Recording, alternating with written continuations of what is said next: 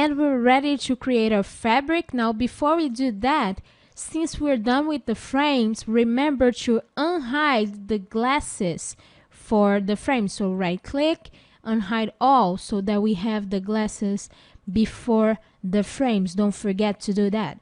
So let's create the fabric material. I'm going to open the material editor again, and I'm going to create again another EYECONE design. Let's rename this.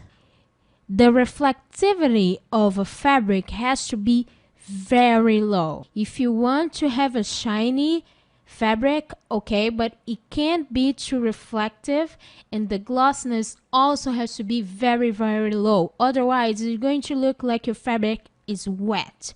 Okay, so I'm going to use a reflectivity of 0.2 and the glossness of 0.3. So as you can see, it's very subtle. We don't want anything screaming glossiness and shine in a fabric material. I'm going to choose the color. For this, I want something like a dark blue, like so.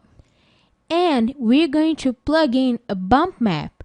Now the bump map, if you don't remember, is just a texture that will give an illusion of an additional modeling that is not really there. So we want to give that fabric kind of texture, and we're going to do that with the bump map. So I'm going to plug in a bitmap, and I'm going to choose a fabric texture. It has to be black and white because it's better for the results of the bump map. If you choose a texture that is not black and white, Max is going to turn black and white in the render. So I'm going to open this, and in here we can see the result a bit. I'm going to increase this bump, so I'm going to scroll down on the material, and in here we have a bump of 0.3. I'm going to put something like 0.8, and then let's select the objects and apply the material.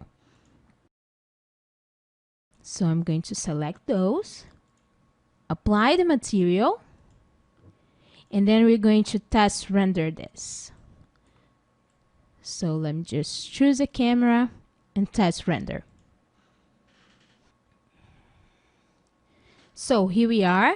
I like the color, but I don't like the way the material looks. So let's change a few things. First, I think the bump map might be a little too big. So I'm going to open the map, and on the tiling, I'm going to increase this to something like 3 by 3.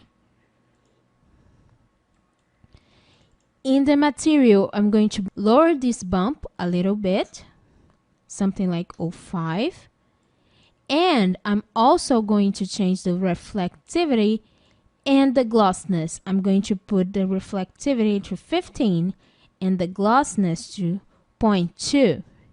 So very discreet, and I'm going to try and render this again to see if it looks better. There you go, looks a lot better. Now we have a lot of noise, but we're going to fix this in the final render. So for now, this is the process to create the fabric. In the next clip, we are going to focus on the curtain.